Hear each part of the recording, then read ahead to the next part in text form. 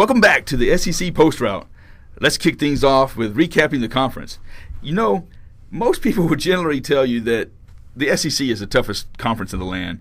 But now I've been hearing a lot lately that, the SEC losing to teams, in the ACC and with a few teams, of course, in the SEC East that are, finishing up with 500 records or less, and, of course, Arkansas finishing at 6-6, that maybe the SEC isn't as tough as, they once said they were. But let me say this right now. The SEC does a lot of their own damage upon themselves once play starts in conference play. Think about it. If you're in the toughest conference, then you're going to end up beating each other down. And, of course, you're going to have maybe one or two teams, particularly this year with Missouri, Alabama, and Mississippi State, they're going to be top of the pile. Then you're going to have the mid-tier teams, and you're going to always have somebody. Somebody's got to lose every game. So, that's kind of a misconception in my opinion. I think, in losing to ACC teams, if you take a team that's playing a little subpar, like Georgia losing to Georgia Tech is a great team. So I can't take anything away from them. But Georgia really wasn't playing up to their potential at the time either. Of course, dealing with suspensions, injuries, all this stuff this season. They've kind of been a little bit all over the map. And I think they'll do better next year, and I'll get to that in a moment. So let's start off with the East Division. Honestly, we all expect Kentucky and Vanderbilt to finish at the bottom of the pile year in, year out. This year is no exception, and I really don't see much of a change come next season either. Academically speaking, great. Basketball, fantastic. Football, not so much.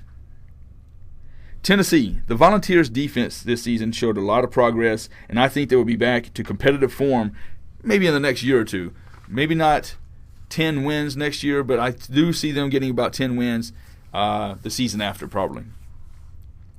Now for South Carolina and Florida, I see them both kind of on around the same tier right now. They're kind of rebuilding a little bit. Restructuring offense in South Carolina, I think, is going to be a paramount issue coming the offseason. And I think that, Florida, losing a coach, coaching philosophies, anytime you lose coaches and have coaching changes, there's going to be a change in philosophy and so forth, and, what they want to stress more, how they want to work things. So you got to figure that Florida's going to be a little bit different next year, especially on the defensive end. So look out for them because they do have a lot of talent. They just got to put it together. Missouri and Georgia. All right, this is what I was talking about a moment ago. Missouri finished number 1, Georgia number 2 in the East. But I really think Georgia has a little bit of a leg up on Missouri this year, and I'll tell you a couple of reasons why. Gurley gone for a lot of the season for suspension and for injury.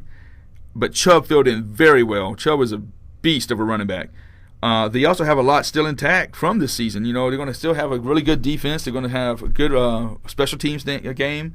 I think they're going to be pretty stacked next year. I mean, especially with the recruiting season coming up. They're going to make some adjustments, and they still will be, in my opinion, one of the top teams in the East. Missouri, though, their downfall is their defense. They have not done anything with their defense so far since being in the SEC. Matty Mock carried that team. And let me tell you something right now. He's a junior, and with his stock where it is at this moment, he may leave for the NFL. He may forego that senior season.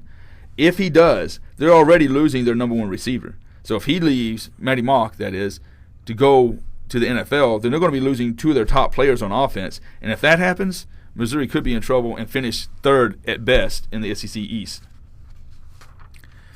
Arkansas in the West. So Arkansas finishing 6-6. They obviously showed signs of life, especially none more so than when they played Alabama and lost by 1 point, 13-14, midway through the season, no less. So they were getting some stuff together. Their defense looks great. They have a good offense in terms of rushing game. Now, if they can get a little bit more consistency and a little bit more talent passing-wise, passing and receiving, they could be a force in the West next year. They could go from 6-6 to possibly 10-4 or better.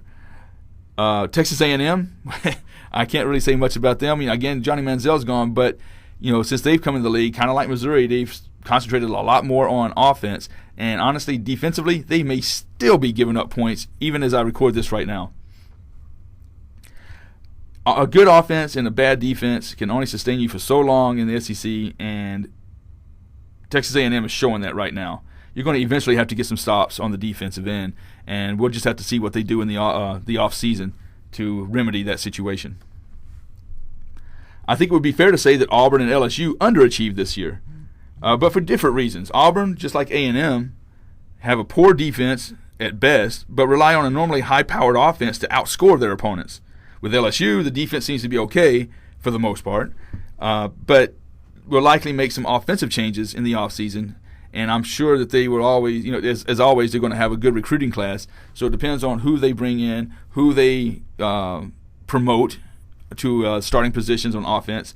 But I think LSU will definitely be back to at least a competitive nature come next season.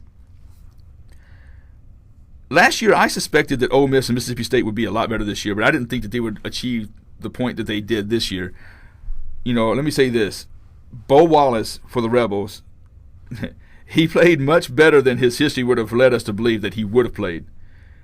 But check this out. Bo Wallace is gone. Bo Wallace and their top receiver, Vince Sanders, are both graduating.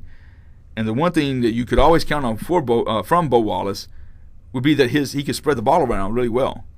The only problem with that is, depending on which Bo Wallace showed up, he might spread it around so well that it benefits the defense, as the cornerbacks and defensive backs come away with the ball just as many times as some of the receivers. Mississippi State's Dak Prescott accounted for 4,000 yards, 37 touchdowns this season alone. And guess what? He's gone. He's a senior. He's graduating. I'm sure he'll be in the NFL. And his backup, Damian Williams, has thrown for only 434 total yards in 2 seasons. Now, depending on whether or not they get somebody to come compete for that starting position, we don't know yet. But you got to figure there's going to be a pretty good drop-off there.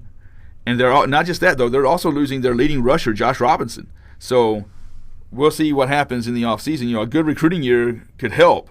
But losing a starting quarterback and a starting running back, and with such a drop-off in the stats for each of those positions, all eyes are going to be on the spring's practices and the spring game.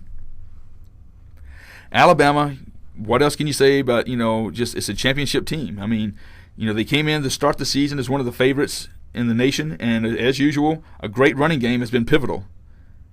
The difference is this year, though, is a higher-octane passing game under the new offensive coordinator, Lane Kiffin, and a defense that, has been a little schizophrenic this year, but dealing, they're young, and they're also dealing with some injuries of their own off and on.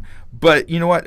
Sometimes that defense will show up and just be fantastic. Sometimes they show up and not so much. So toward the end of the season, they started to get a little bit together, except for a couple of games where they had to pretty much rely on the offense to outscore their opponents. But if you can imagine that defense getting better with the pieces that are already in place, along with the offense maintaining its potency come next season, Alabama could be even better next year than they were this year. Now, like I said before, they're going to be losing a couple of players on defense, a couple of players on offense. The biggest issues will be losing Biletnikoff winner Amari Cooper, and also losing senior Blake Sims, because at first glance it would appear the Tide's going to be in trouble for losing these players alone, but not so fast. Alabama, of course, always has a stable of running backs, and they're going to be returning most of them next season, especially their main threat, which would be Derrick Henry. Now, here's the thing, though. I didn't mention Yeldon because Yeldon is a junior, and he could choose to jump ship and go to the NFL. But if he does not, you will still have Yeldon and Henry splitting carries again next year, which is scary. And then on top of that, if, let's say Yeldon does leave, Derrick Henry's still there, and Derrick Henry is a beast, I'm telling you, and he's going to get even better with the more carries he gets. Now, after Henry, he's going to be a little bit of a drop-off because you're going to have a change of pace running backs and so forth, but you're going to have those running backs nipping at his heels that's going to spell him, throughout each game. The Tide's also going to be returning an offensive line that's young, but they're going to be more experienced after this season, and they're going to gel a lot better come next year. And of course, you're going to always have the top recruiting class in Alabama. The biggest question we're going to have is the same thing we had last offseason. Who's going to be the quarterback? I mean, is it going to be Coker? Will it be Bateman or someone else? As of right now, we don't know, but I would say that we more than likely Coker has the nod to this point. I mean, he's going to come back with a better understanding of the offense, and he has probably, he's a physical specimen. I mean, he's tall, he's large, he can run. He has probably the same skills, but even more so maybe than even Blake Sims. And Blake Sims, to have done what he did in this offense, you got to figure that Coker's going to be able to do that as long as he keeps that understanding of how the offense is supposed to work. Now, with Lane Kiffin having another year under his belt to work with these other starters that are already in place, and plus the recruiting season coming, this Alabama's going to get all these recruits, signing day coming up, you got to figure that the Tide's ready to roll again already. Now, here's what you all been waiting for. Nostradamus' prognostications for next season. Keep in mind now, this is a little too early yet to stick, to set it in stone. But knowing what we know from this season and what we think is going to happen in the offseason, I would probably say in the East, Georgia, Missouri, and Florida to finish 1, 2, and 3 respectively, and Alabama, Ole Miss, and Auburn to top out the West. For more predictions, tune in Friday when I give my picks for this week's games. And that'll do it. I'm Dan Cook, and that is your SEC football post route.